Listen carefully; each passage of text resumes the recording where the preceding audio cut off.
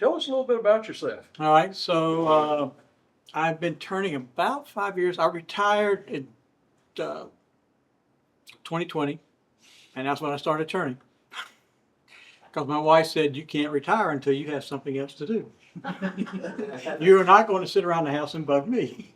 So, and I've always wanted to do that, so I got into it and took some classes and then got involved with the club, and that's just kind of where it went from there. And I'm not really I don't do demos all the time. Mostly I just like to work with my hands and work in small groups and stuff like that for the hot sessions. But here I am, and so we'll see what happens. And you've turned some beautiful pieces, because I've saw them, and Yeah. you've done some good training. I saw that, and we're glad that you came. We really appreciate you coming. I know it's a pretty good drive for you. How long was that drive today? Hour 45. Yeah. Yeah. So we really It wasn't supposed to be that long, but it turned into that. and make sure, if he hasn't already, Kevin, to pay you. He may wait to see how you do before he pays you. I'm not really sure. Okay. That might mean you get more. I don't know. Works for me. You never can tell. I had this old raincoat. It's not really waterproof anymore. But I found that it makes a perfect turning jacket. You can roll the sleeves up and secure them. So what we're going to look at today is something what I call bowl in a bowl. Salsa bowls, nut bowls, that kind of thing. I've got some different examples. This all got started because we like pistachios. And needed something to put my nuts in and then the shells. And so this was the first one we did. And so this was the first one we made. And so I made a fairly large bowl with this. This is all one piece of wood. And so that's the first one. Then I said, well, what about a salsa bowl? I know that's a small cup, but what it does, I've got a plastic cup that fits in there. So I can put the salsa in it, put chips all around it, and then take the cup out and wash it. And it's less work to keep it clean. Yeah, I got to look down here. Okay. So, that's the second one. Man, that's great. And then the third one was just sort of how we want to use it. And the whole point is the size, the depth, the bowl, it's really just whatever you want to use it for. So there's no prescription that says you got to have a bowl this size or rim this size. You got some pretty wood grain on all of those. That's beautiful. Yeah. Is that all walnut? This one is the walnut. Okay. These, I think it's walnut, but it was free wood, so. That's the best one. That's the best one. The best wood, yeah. Okay. And then this one's just pine. Something with an experiment. You put your heart into that one, didn't you? Yeah, I did. And so I'd taken a class on making a heart bowl.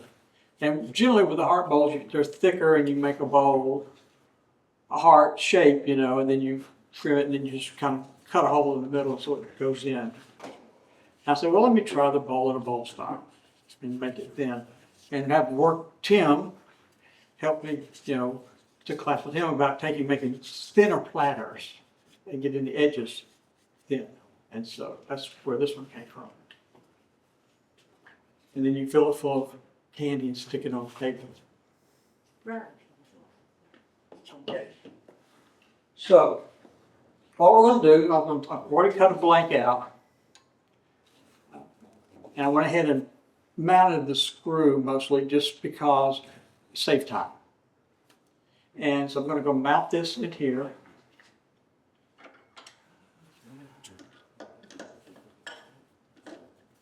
And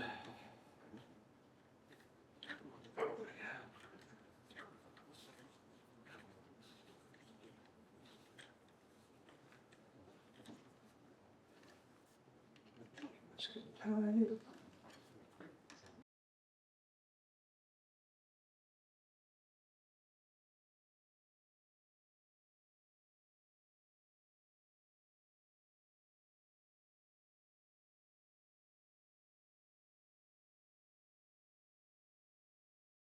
tightened down good. And this is just for it. Now, this is a little jig I made. And basically, it's just a round circle, but it's the right depth to, no, come on.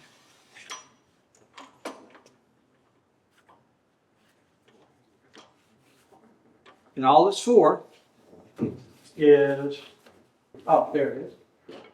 Thank you, sir.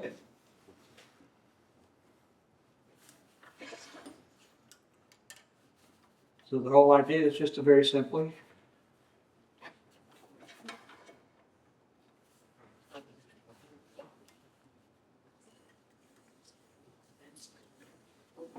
and now I know it's going to be the right size. When I make a tenon, it'll be the right size to fit in my jig.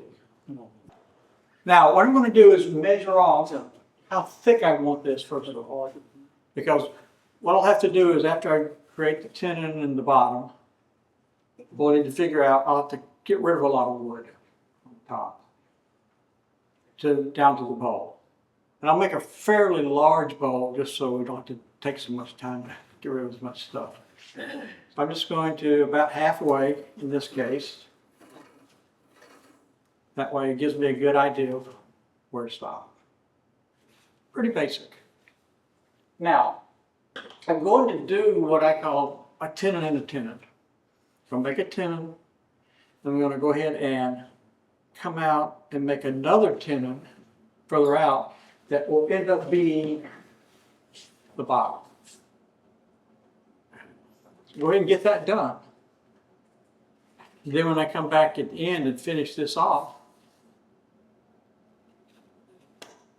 I've already got it. It helps me from creating funnels. Really, all I know is just gotta go straight across here.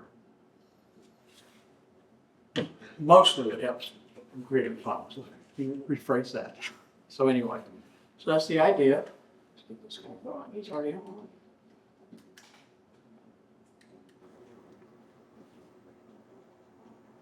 Okay, looking. Lock this down.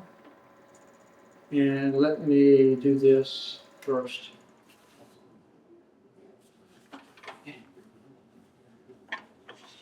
That's just for marking. Don't need to leave it.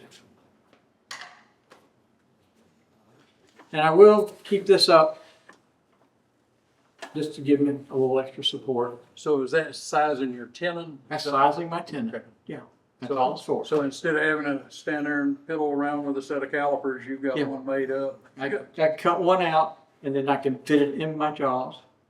And then I know when I crank it down about how far down it's going to That's a go. good tip. Thank you. Yeah. How deep does the tenon have to be for it to be safe for jaws? For this bowl, I'd probably go 1/4 inch maybe. Yeah. In the jaws here, and we'll flip it around. I'll set it. I got a set of jaws. Don't get that heavy here. Yeah. Okay. So when you put your tenon in here, you don't want the bottom of it to touch here. You want it to come down and rest. Yeah, so for example, if it's sitting here like this, that's bottoming out. What you want is for it to rest here, and this will rest on the wood. So when I make a tenon, we go right here, and then this piece right here won't go all the way down. Because if you go all the way down, and if it's not smooth, it's not going to work pretty. It's not going to look pretty. It's going to wobble and everything else. That's why you don't want to go with a big, long, deep thing.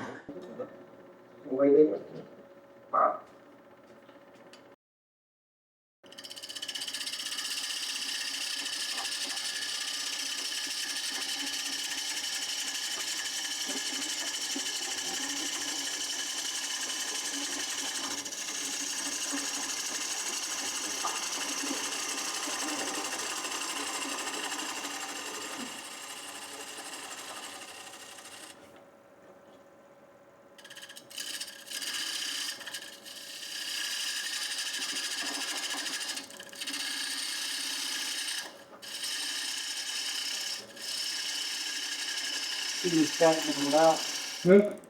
I said you just flattening it out. They're just flattening it out here, yeah. Sorry about that. And as we go, I tend to concentrate and forget to talk, so you'll have to forgive me.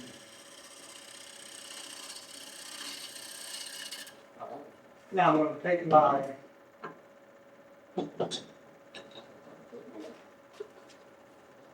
and we just kind of give a with depth.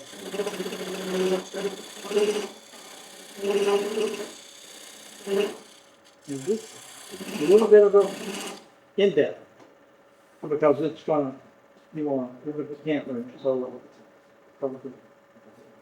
now I want to mark from my outside.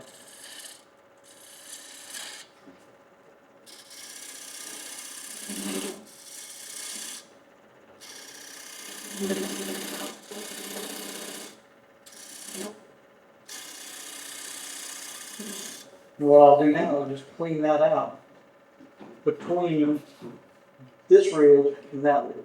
And that'll make my outside tenon. And I can shape the bowl around from there.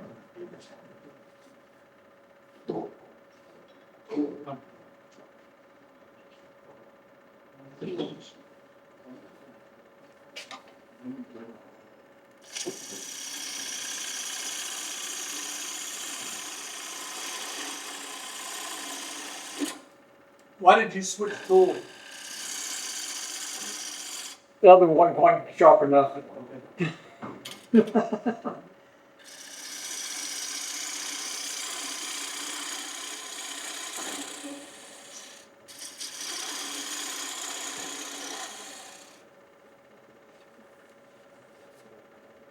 And now, I originally started with carbide tools, and I discovered something. All a carbide tool is a striker. So if you've got one and you want to scrape something, particularly if you don't need something relatively small, then this works great for that.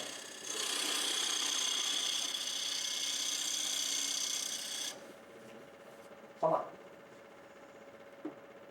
right. So I'm not straight carbide tool. So now, stop this so you can kind of see what we've done.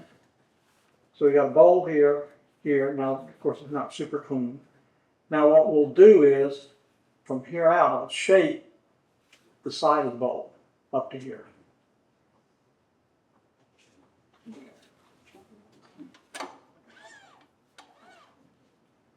Let's see.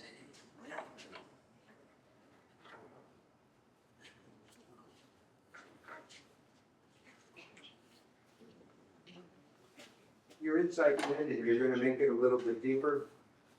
The inside tenon, Yeah. Or is that the size that you want it? that's the size I want it. That's good enough. It's Deep enough? yeah, it's about a 1/4 inch Okay, or a little bit, maybe a little bit more. okay. Yeah, it's kind of hard to tell from there There, yeah. because all the colors are the same. But I do need to clean it up a little bit.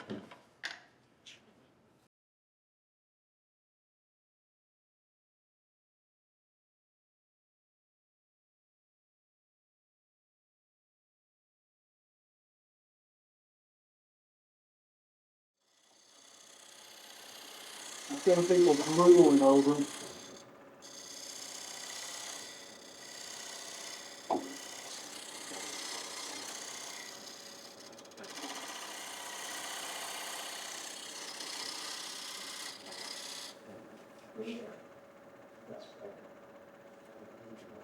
Now it's flatter.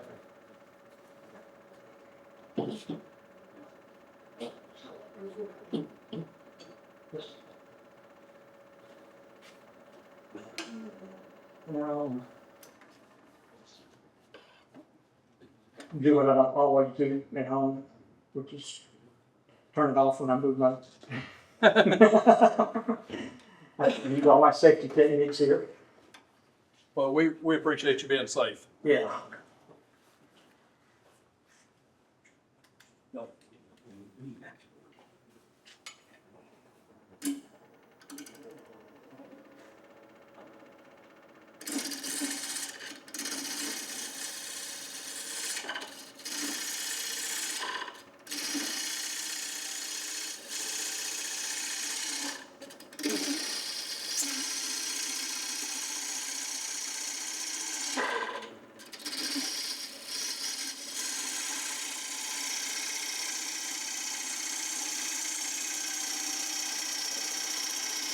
home.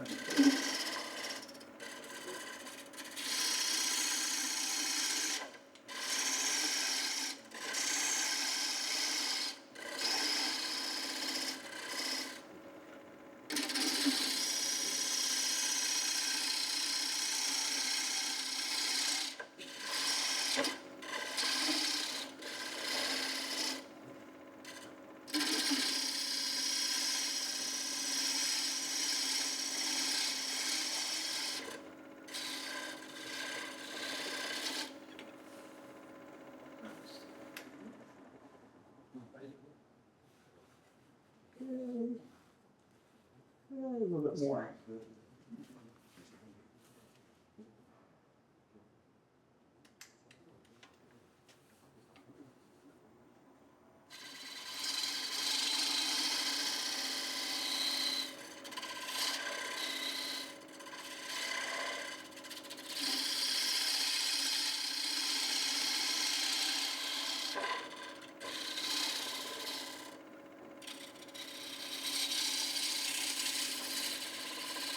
A little striking cut.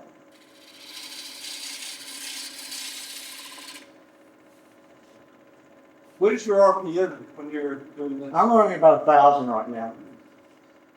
The bigger pieces, I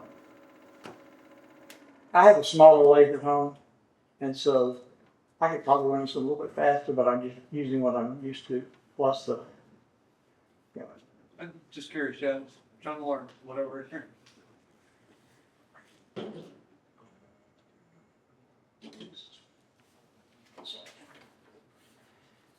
just kind of clean this.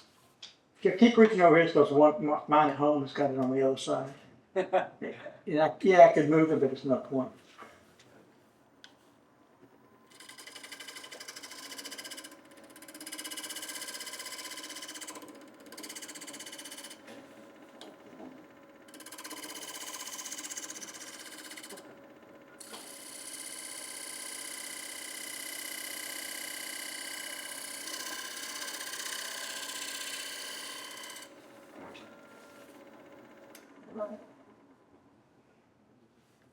Looks good.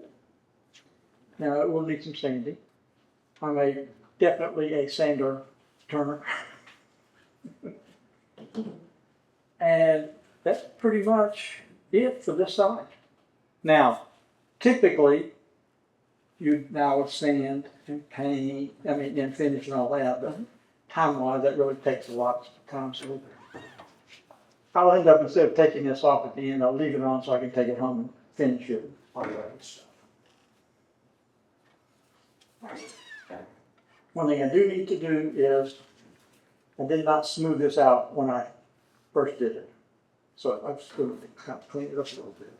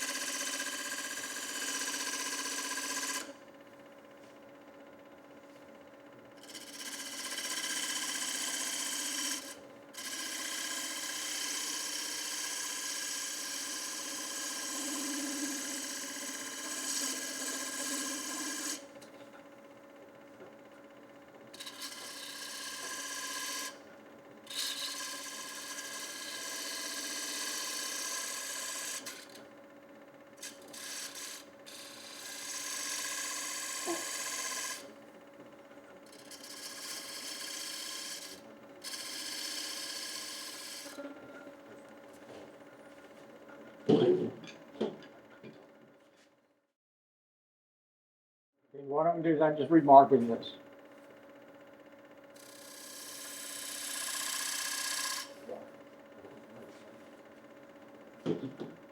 So this would be a relatively shallow outside bowl.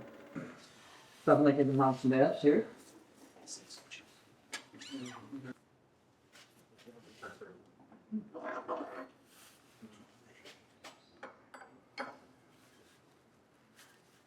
There we go.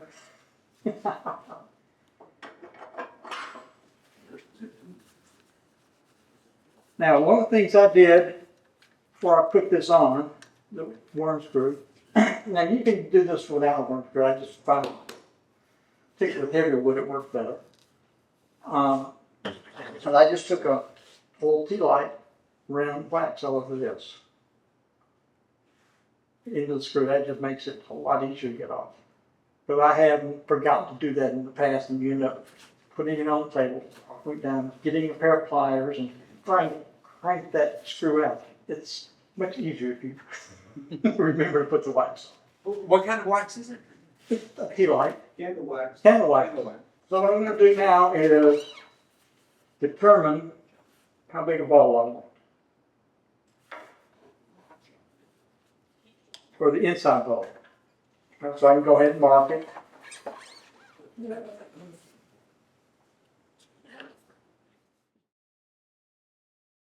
Yeah. I'll make one about like this. There is no right or wrong answer here. It's just whatever happens to strike your fancy at the time or your need. And so this gives me something to work towards.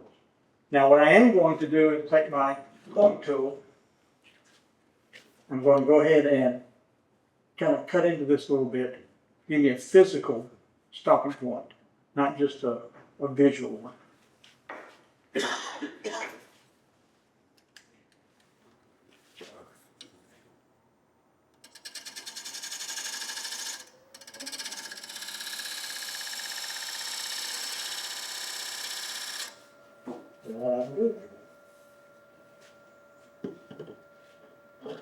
Now, front side, I'm going to make a rim kind of like this. It's like this one. So it's pretty much a straight up and down rim. And I'm just going to, again,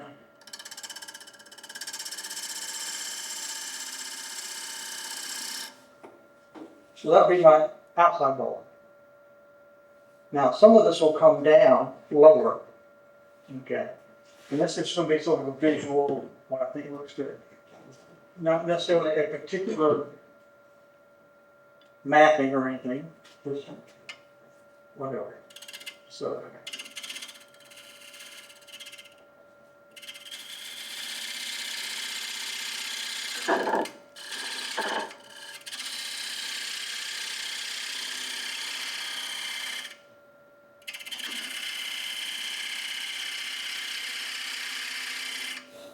All right, now I'm going to just take the rest of this down and set it up.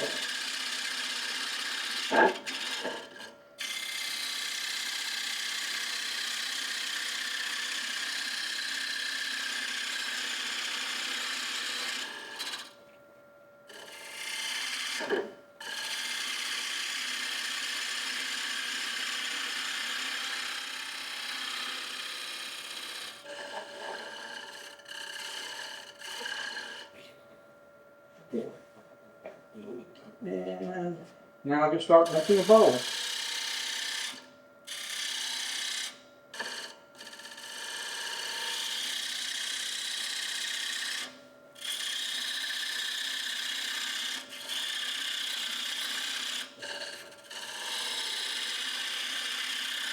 I'm going to do something here.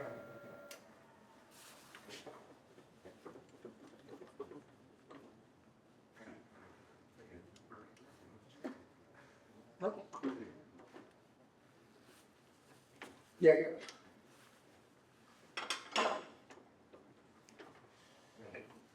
Keep the holes on the arm. Those things are very sharp too, Yes, they are. especially those new ones. Don't ask me how I know.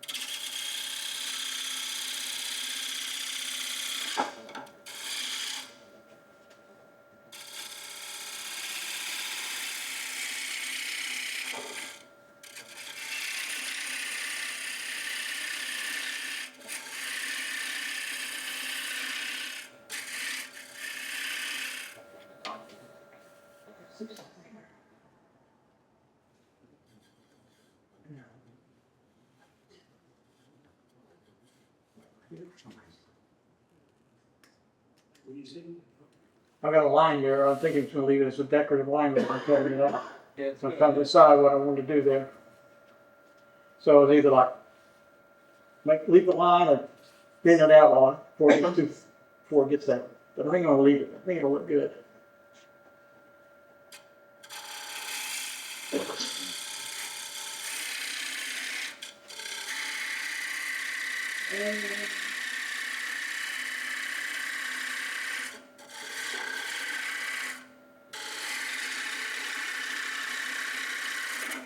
Okay, now I have to decide,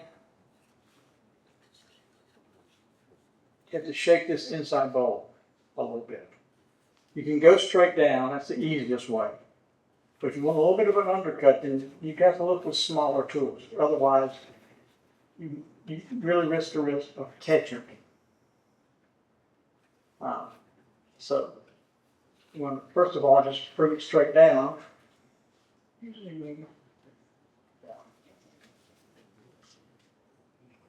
Then I'll look at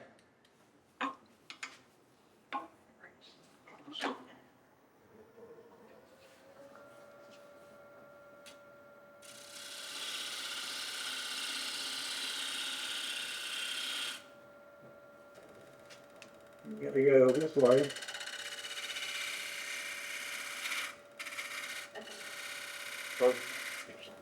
Good job. And that's how it looks. That looks okay. Yeah.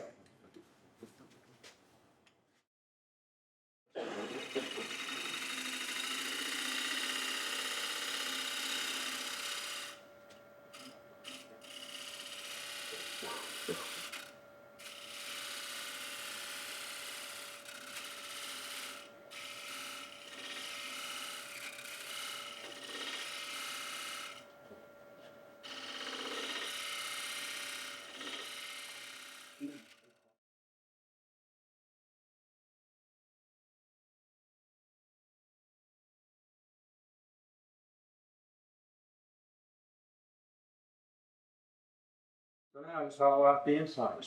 You can make them fairly thin, like I still do, yeah. But what I was trying to do is get this down now. I can still come in here and make this shallower, and I probably will. But I don't want to take too much off. I'd like to leave a rim here. So, yeah.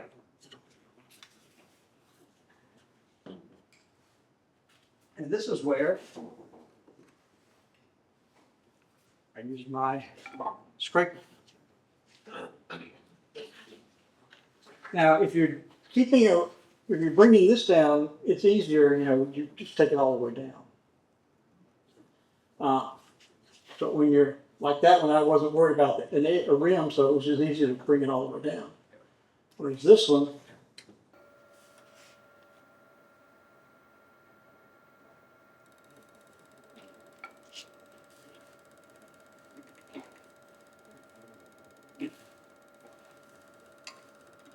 let's see there. Now this, because this says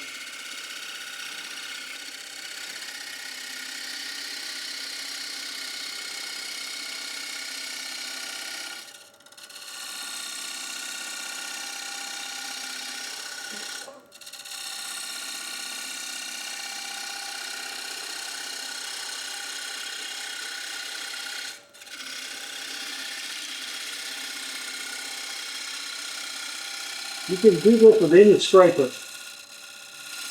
Any round nose scraper. I just found that this one is a good size for what I'm trying to accomplish.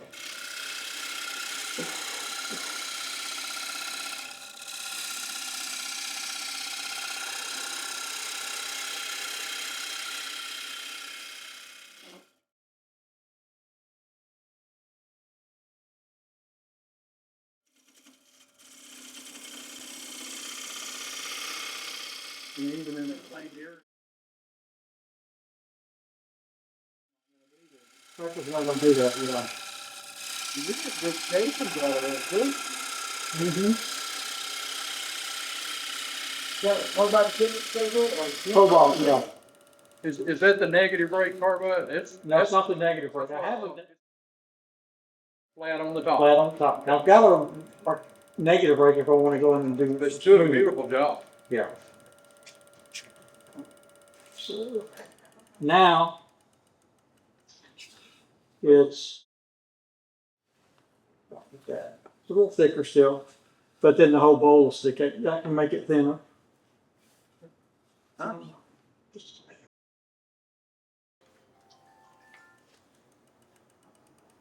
When it gets up.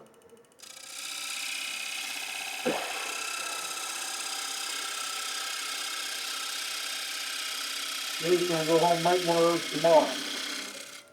No? That'll work.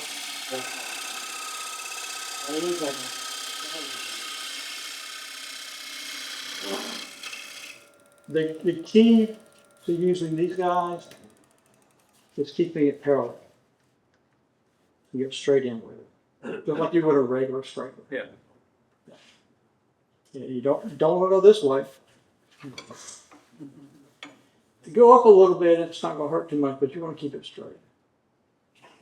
What I have found though is that sometimes if you're really trying to smooth out, if you just cock it just a little bit to an angle, now it acts more like a negative rate straight. It cuts it a little differently. But I've actually got one that's got a little negative rate on the actual carbide tip. It's smaller that I use for that. But this really does make a nice finish. That's good. It's also thinning it out a good bit. And a little bit more.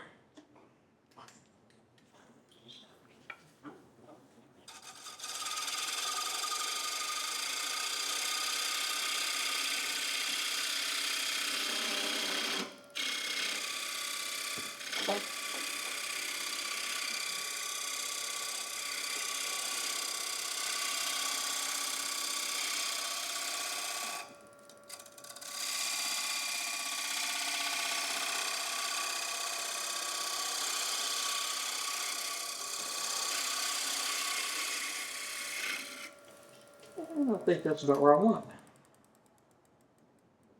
it. And so now you've got a nice bowl here. You've got a place to put something on the outside. Again, this would be more like a nut bowl kind of thing.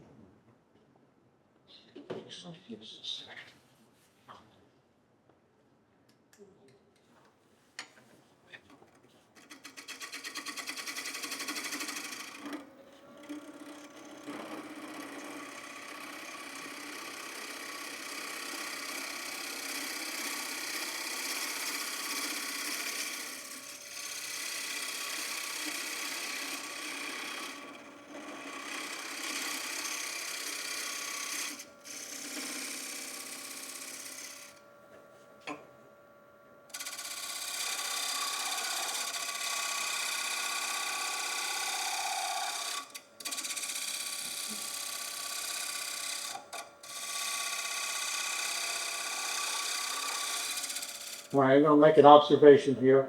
What I just did, it's fine now because I've got a thick rim. If you do a thin rim, you need to make sure you've got it completely like you want it before you move away from it. You come back after it's thin, it's going to start wobbling and catching and all kinds of not fun things. Right. Yeah. So now I'm just going to take the bolt off. I'm just changing them because this one's probably got a sharper edge on it now than the other one. It's the same size as the other one, it's just a different one. And start moving the incline over.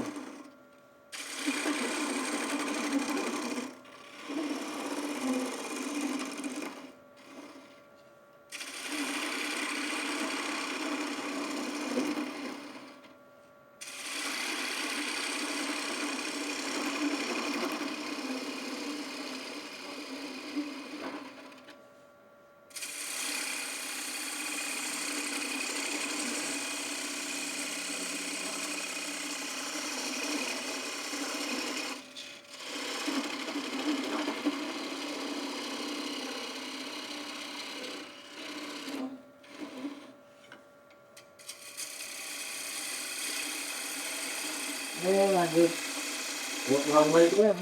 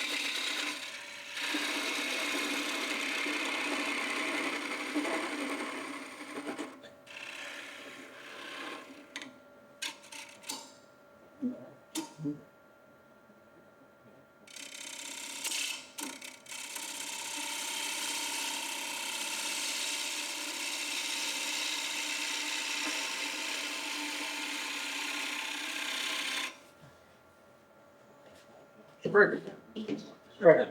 Yep.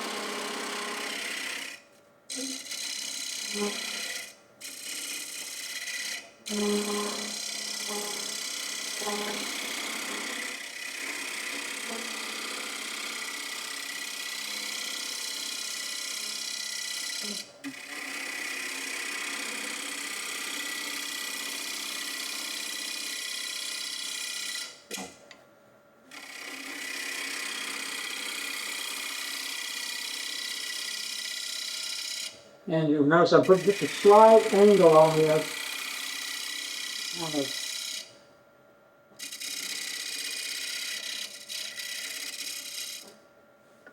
Get a little better cut.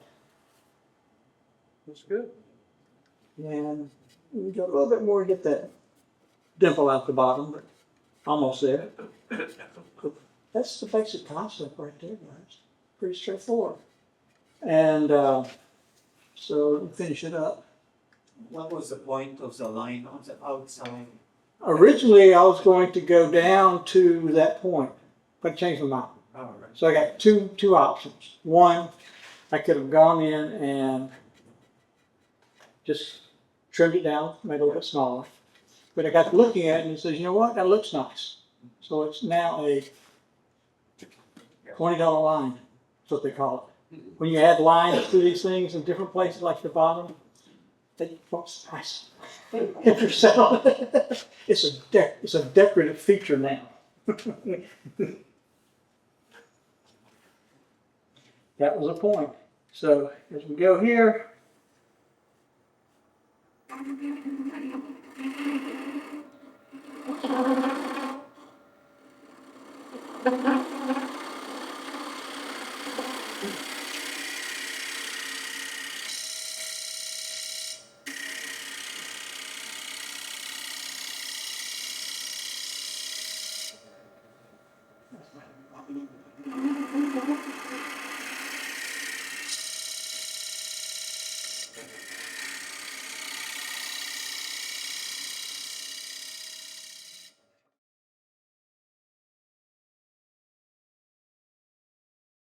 So we are through now.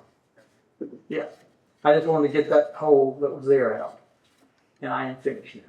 So now, couple of tools I want to go ahead and bring them with me. I meant to, but just forgot. I have another scraper, so by Robert Sorby, But the difference is, Hang on. there we go. Whoa, Difference is, hang on one second. It went weird on me there for a there we second.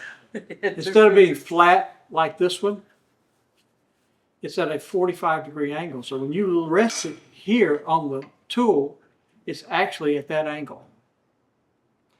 You don't make cuts with it, you make final finishing scraping cuts with it. And it works really well. Yeah, but it's not fast, it's slow. It's a slow, just very smooth kind of finish. So if you want to get into these places that are kind of hard, you can go here. You can always reverse it the other way if you need to get in from the other side. That works nice. Or you can just go with a negative rake scraper, which will just go in and, again, same thing, a little bit slower. I think the finish on this one's pretty good for this walnut. I'm not going to try to go too much higher with it. Oh, I do need to take this off a little bit though. Just notice that. So, there's always something. Is that one last cut? It's that one last cut, yeah.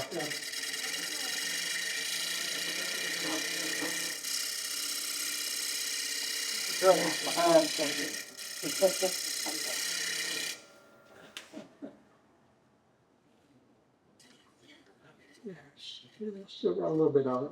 You can see the, or if you can see it, there's a rough spot there in the wood. That's my soy sticking with it.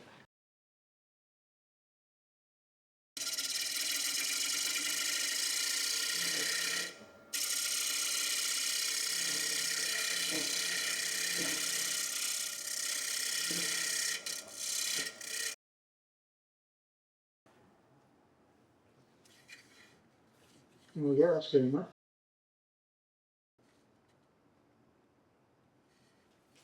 Nice. This is the bowl. Now, couple things.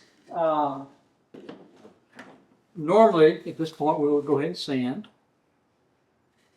So you sand this side. Now, normally what I would have done initially is I would have sanded the other side while it's still on the warm screw, all the way up to where the tenon was. That way, most of it's already done. Okay.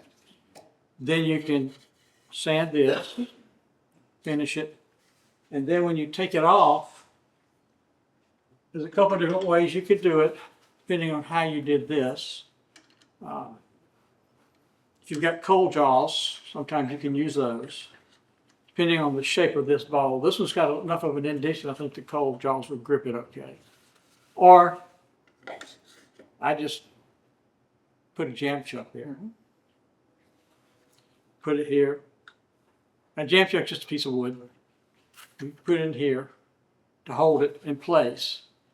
And then I've got a rubber, like a mouse pad, that I use. I put it against it. And then, and this is critical, put some tape in here, blue tape. Because if you push up against the jam chuck with that black rubber,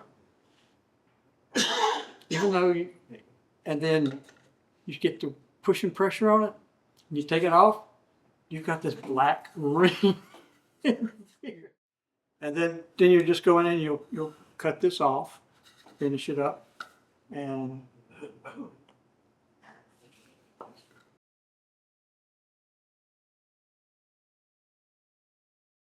all right, so finish this off, put the jam chuck in it, and come in and just cut this off. And then you finish it. Now, I'm not going to do that because I want to take it home and finish it, and I'll give it to you, and you can do whatever you want to with it next club meeting. this little bowl, I'll let you just pass it around. Huh? You use a food safe finish? Yeah. So here's how I typically finish something like this. I will sand it down to 320. Then I will put mineral oil on. And I'll sand it 400. And then I will put, or 600. But the mineral oil will soak in at 300 good. When you get the higher thing, it doesn't soak in as good. You let it sit for a little bit and soak in good. Then I sand it 400, 600, maybe 800. Then I finish it with butcher block oil. Or you can use a beeswax finish, anything that's a food safe finish. If you want a hard finish, you can get like the Parfex 53, I forget the number, 53. Anyway, the one that's food safe, when they use it in hospitals and stuff. It's a CA glit finish. If you want to do a CA glit finish, that works really well too. It gives it a hard, kind of finish. But I typically just go with the wax finishes, and then just if they look, it just looks nicer for me. That's what these were done with. They pass these around like this one. It's just a wax finish.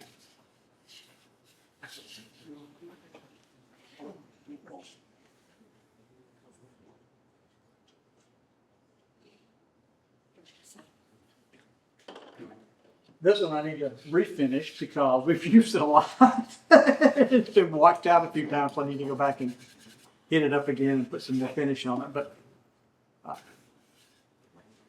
and this was made from the same wood as that one we just passed around. We'll look at that one again. So that's the same blank. This is what I got. It was a really nice piece of walnut. It was a slab that somebody had, or that I found in the store, but it was cracked right down the middle, all the way down. And so they were giving it, selling it really cheap. So I bought it and just cut it into I got some smaller, because it wasn't even down the middle, so I've got some smaller squares. And so my next project, Tim, is to try this same process like this, but with a square ball. So this would be square on the outside. Mm-hmm. This would be square on the outside, and then the ball on the inside. So you say you go up to 320 with sandpaper, and then you put mineral oil, and then you put wax? Mineral oil on it, let it soak in, then I hit it with 400 and 600 typically. Sometimes I'll go, depends on how much of a gloss I go. I'll go anywhere from 800 up to 1,000. Once you get beyond 800, it's really just a matter of, I think it's neat to polish it. You're really polishing it more than you are sanding it at this point. And if you're not trying to worry about food safe as much, I'll use the Yorkshire grit wax on it. And that makes a really nice finish.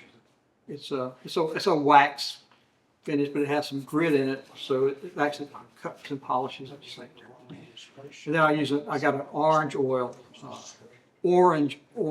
see if I can say that right. Orange oil, wax. It's kind of a liquidy wax finish that I'll put on it then. But it's not, the orange oil is not food safe. The other is just mineral oil and beeswax, which is perfectly food safe. So you can use the Yorkshire grit to polish with, and works good. Thank you, sir. Very good job. Thank you.